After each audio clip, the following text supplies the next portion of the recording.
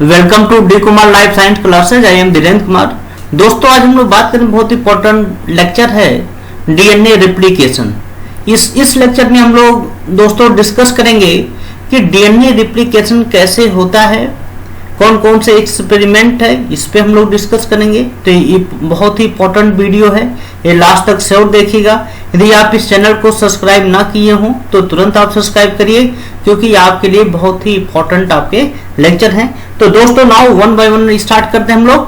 पहले बात करते हैं कि डीएनए रिप्लिकेशन। डीएनए रिप्लिकेशन होता क्या है, तो इसमें हम लोग बात करते हैं पहले डीएनए। तो डीएनए रियल में है क्या, तो DNA the genetic material. DNA full form की बात करें, डीऑक्सीराइबो न्यूक्लिक एसिड आपका होता है। हम प्रोकैरियोट की बात करें या यूकैरियोट की बात करें, in prokaryotic cell there is only one point of origin.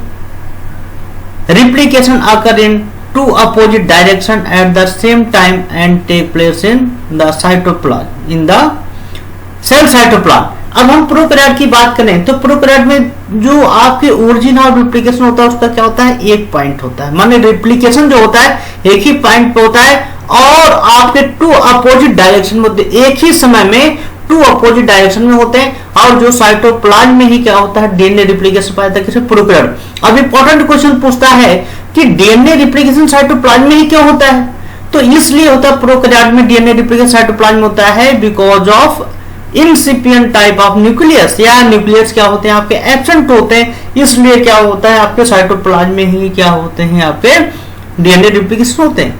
दूसरा एक क्वेश्चन अराइज होता है इसमें कि इन प्रोकैरियोटिक सेल में क्यों सिंगल पॉइंट पे ओरिजिनल रिप्लिकेशन होता है, तो इसका एक बहुत इंपॉर्टेंट आंसर आपके होते हैं। क्योंकि हम प्रोकैरियोटिक सेल की हम लोग बात करें तो जो डीएनए होता है close complex circular double standard circular DNA molecule without histone protein.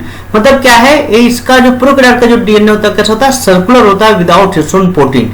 इसलिए क्या होते हैं आपके single point of origin of replication होते हैं और एक ही समय में क्या होते हैं टू अपोजिट डायरेक्शन में आपके रिप्लिकेशन पाया जाता है। बट इन यूकैरियोट की बात करें, जैसे आपके एनिमल हो गए, एनिमल सेल, प्लांट सेल, तो डीएनए रिप्लिकेशन जो आपके पाए जाते हैं किस फेज में, यस फेज में होता है, इंटरफेज। जब आपका सेल साइकिल होता है, सेल साइकिल के इंटरफेज के यस फेज में क्या होता है, डीएनए रिप्लिकेट करता है। ये क्वेश्चन बहुत पूछा गया। अब डीएनए रिप्लिकेशन होते क्या है, the process of DNA replication is whittle for sale growth, repair and reproduction in organism. जो डीएनए रिप्लिकेशन होता है इसका बहुत इंपॉर्टेंट वर्क होता है, बहुत इंपॉर्टेंट रोल आपको होता है। डीएनए रिप्लिकेट करेगा तभी सेल में ग्रोथ होगा, रिपेयरिंग होगी या रिप्रोडक्शन आपके इन ऑर्गेनिज्म में आपके होते। तो ये बहुत इंपॉर्टेंट है। क्रिक एक साइंटिस्ट है, इन्होंने सबसे पहले डिस्क्राइब किया कि जो जेनेटिक इंफॉर्मेशन का कैसे फ्लो होता है। क्रिक called this pathway of flow of genetic information as central dogma. तो उन्होंने क्या बोला, सेंट्रल डोग्मा। कैसे होता है, देखिए यहाँ पे डीएनए है, डीएनए जब डीएनए से डीएनए में कन्वर्ट होता है तो उसको हम लोग क्या बोलते हैं, रिप्लिकेशन। और डीएनए आरएनए में कन्वर्ट होता है, that is known as transcription. And RNA convert होता है किसमें, प्रोटीन में, this is known as translation. तो जो इंफॉर्मेशन फ्लो हो रहा है इसी बोलते हैं सेंट्रल डोग्मा। सेंट्रल डोग्मा दोस्तों कौन बताया था, क्रिक। तो बहुत इंपॉर्टेंट आपके होते हैं। अब इसमें हम लोग बात करते हैं the process by which DNA molecule make it's identical copy. और ध्यान दीजिएगा इसमें, जब डीएनए से जो डीएनए जो फॉर्म होंगे they are identical copy with the help of DNA dependent DNA polymerase enzyme, ये नोन है डीएनए रिप्लिकेशन। तो डीएनए रिप्लिकेशन एक प्रोसेस होता है जिसमें डीएनए मॉलिक्यूल का क्या होता है, सिंथेसिस होता है आपके DNA dependent DNA polymerase enzyme के थ्रू। अब इसकी इंपॉर्टेंट चीज बात करते हैं कि ये आपके कितने वे होते हैं डीएनए रिप्लिकेशन के, तो बोला गया there are 3 way of DNA replication. 3 possible way होते हैं डीएनए रिप्लिकेशन के। पहला होता है डिस्पर्सिव रिप्लिकेशन। अब देखा जाए डिस्पर्सिव रिप्लिकेशन की बात करते हैं, in this method of replication the 2 strand of mother DNA break at several point resulting several piece of DNA. देखिए डिस्पर्सिव मेथड में हम लोग बात करते हैं, जो डबल स्टैंडर्ड डीएनए मॉलिक्यूल होता है उसमें सेवरल पॉइंट पे क्या होता है, डीएनए ब्रेक हो जाता है। और उसका ईच जो उसका हर पीस जो होगा वो रेंडमली क्या करेगा, रिप्लिकेट करेगा और क्या हो जाएगा, 2 copy of DNA molecule form हो जाएगा फ्रॉम सिंगल कॉपी, मतलब एक सिंगल कॉपी से डबल स्ट्रैंडेड मॉलिक्यूल फॉर्म हो जाएंगे। The new DNA molecule are hybrid which have old and new DNA in patch। तो इसको क्या बोल देगा कि ये हाइब्रिड डीएनए हो जाएगा, क्योंकि आपका ओल्ड भी रहता है न्यू भी रहता है, तो इसको क्या बोल देगा, हाइब्रिड डीएनए बोल। लेकिन एक मेथड जो है एक्सेप्ट नहीं हुआ, because such replication could not be proved experimentally, अभी तक कोई एक्सपेरिमेंटली ऐसा प्रूफ नहीं हुआ, तो इसलिए डिस्पर्सिव रिप्लिकेशन आपका एक्सेप्ट नहीं हुआ। दूसरा आपके होते हैं कंजर्वेटिव रिप्लिकेशन। कंजर्वेटिव रिप्लिकेशन में आपका आइडेंटिफाई हुआ इन this method 2 DNA molecule are formed, इसमें 2 DNA molecule फॉर्म हो रहे हैं। One molecule has both parental strand and other contain both new synthesis strand। तो इसमें एक चीज पाया गया कि जो पेरेंटल आपका स्ट्रैंड होगा वो एक डीएनए बना देगा और जो आपका न्यू जो आपका होगा वो अलग बना देगा। तो इसमें बोला गया नहीं, ऐसा कोई एक्सपेरिमेंट अभी तक एक्सेप्ट नहीं हुआ, इसलिए इसको, इस मॉडल को भी, इस टाइप को भी क्या किया गया, एक्सेप्ट नहीं किया गया। तीसरा जो आता है, जो वाटसन क्रिक ने आपको बताया था, सेमी कंजर्वेटिव टाइप में बताया था, semi conservative type of replication. तो semi conservative mode of DNA replication was proposed by Watson and Crick. इन्होंने बताया कि इस मेथड की हम लोग बात करें, according to this method both the strand of parental DNA separate from one another and each old strand had the ability to synthesize new strand। तो इसमें बोला गया जो दोनों डीएनए मॉलिक्यूल सेपरेट हो जाएंगे और वो क्या करेंगे, आपके आइडेंटिकल कॉपी क्या कर देंगे, प्रोड्यूस करेंगे न्यू स्ट्रैंड। तो ये क्या हो जाएगा, ओल्ड स्ट्रैंड रहेगा पेरेंटल स्ट्रैंड, और ये क्या हो जाएगा, डाटा स्ट्रैंड या न्यू स्ट्रैंड रहता है। तो इसको क्या किया, इस मेथड को क्या किया गया, एक्सेप्ट भी किया गया और एक्सपेरिमेंटली प्रूव किया गया डिफरेंट प्रोसेस, डिफरेंट फिनोमिनन के थ्रू। ये आपकी क्या है, देखिए स्ट्रक्चर है conservative, semi conservative and dispersive type का। देखिए कंजर्वेटिव में क्या हुआ, ये जो आपका डीएनए पेरेंटल डीएनए है, ये देखिए एक आपका ए बन गया, एक दूसरा आपका ए बन गया, ये देखिए आपका ए एक्सेप्ट नहीं हुआ। सेमी कंजर्वेटिव में देखा जाए, एक आपका इस टाइप का डीएनए है, दूसरा आपका इस टाइप का डीएनए मॉलिक्यूल है, तो ये भी आपका देखा जाए, ये आपका पेरेंटल हो गया और डाटर आपके हो गए, ये देखिए यहाँ पे हो गए, ये सेमी कंजर्वेटिव टाइप का हो गया, यहाँ पे एक्सेप्ट था। डिस्पर्सिव टाइप में देखिए दोस्तों, यहाँ पे है डीएनए बीच में ब्रेक हो गया और न्यू स्ट्रैंड बन गया, तो एक ए भी क्या हुआ आपका डिस्पर्सिव टाइप का, ए भी आपका एक्सेप्ट नहीं हुआ। नेक्स्ट बात करते हैं आखिर में कौन कौन से ऐसे एक्सपेरिमेंट हैं जिन्होंने एक्सपेरिमेंटली प्रूव किया DNA replication semi conservative type. इसमें आपका है सबसे पहला Meselson and Stahl experiment, Cairns experiment और टेलर एक्सपेरिमेंट।